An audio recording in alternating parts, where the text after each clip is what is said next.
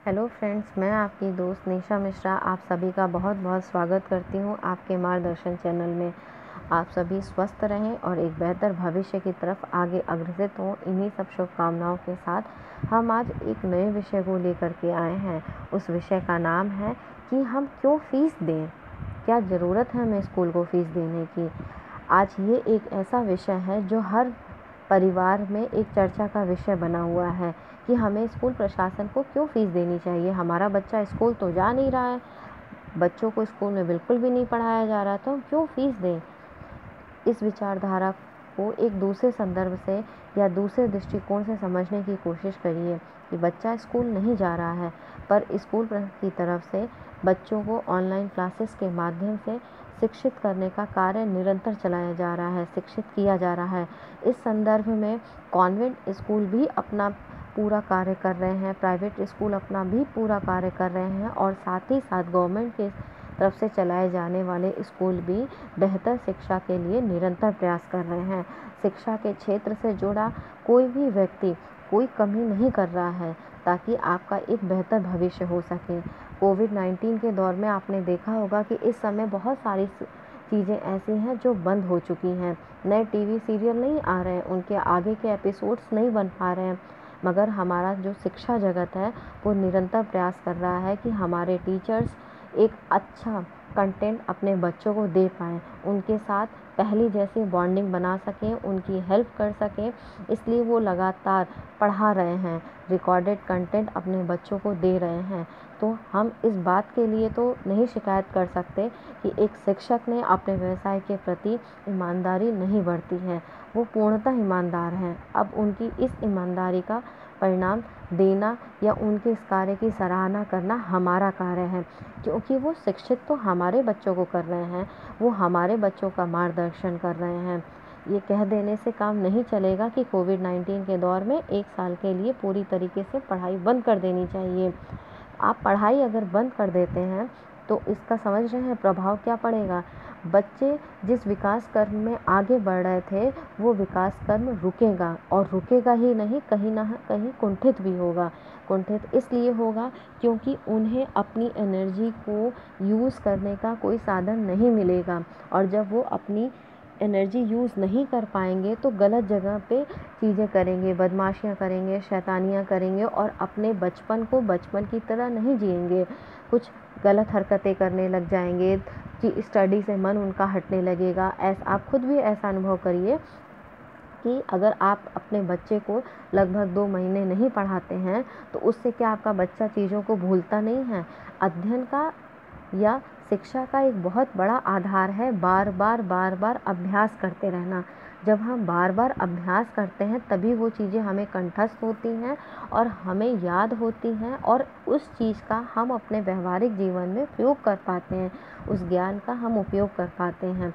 तो इस online classes के माध्यम से उसी ज्ञान को, उसी अध्ययन को निरंतर प्रयासरत करने का प्रयास किया गया है। तो गार्जियन को ये कोशिश करनी चाहिए कि वो स्कूल प्रशासन को पूरा सहयोग करें, और स्कूल प्रशासन को भी ये बात समझनी चाहिए कि जो ऐसे गार्जियन हैं जिनकी एकदम स्थिति नहीं है कि वो तत्काल में फ़ीस जमा कर सकें, उनके साथ बैठ कर के पर्सनली, पर्सन टू पर्सन, या आप वीडियो कॉन्फ्रेंसिंग के से माध्यम से या फ़ोन के माध्यम से, क्योंकि इस समय तो जाना भी कई जगह संभव नहीं है, लॉकडाउन की स्थिति कुछ अभी भी शहरों में बनी हुई है, तो वहाँ पे आप किसी भी माध्यम से पर्सन टू पर्सन कांटेक्ट करिए और उनकी प्रॉब्लम को सुनिए।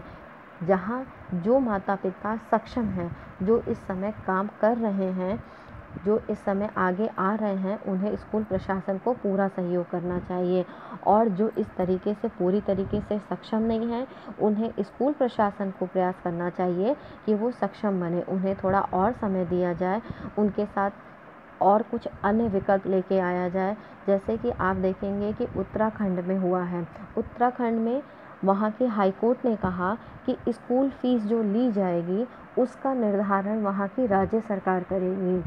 क्यों? क्योंकि स्कूल कुछ हद तक पढ़ा रहा है, कुछ भले ही आपके बच्चे स्कूल नहीं जा रहे हैं पर वो ऑनलाइन क्लासेस के माध्यम से शिक्षा को प्रदान कर रहा है।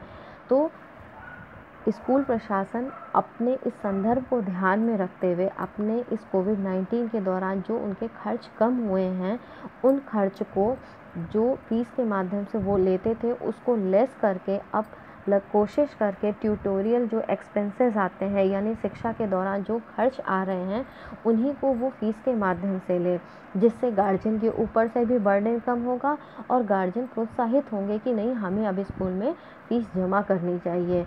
और अगर कुछ ऐसा है कि जहाँ किसी को, व्यक्ति विशेष को किसी प्रकार के रिलैक्सेशन की ज़रूरत है, तो वो बिल्कुल प्रशासन से बात करे और आगे आए।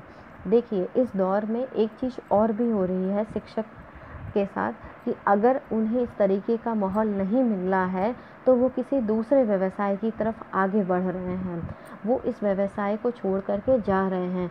व्यवसाय को छोड़ देने से पता नहीं क्या होगा, मैं नहीं जानती, मगर आपका ज़रूर नुकसान होगा। वो उनका कितना नुकसान हो रहा है मैं नहीं कह सकती, मगर आपका ज़रूर नुकसान होगा। इसलिए नुकसान होगा कि एक अच्छा अध्यापक अगर समाज से विमुख होता है तो समझ लीजिए कि वो बेहतर नागरिक नहीं बन पाएंगे हमारे बच्चे, जिन्हें भविष्य में एक बेहतर नागरिक बनना है।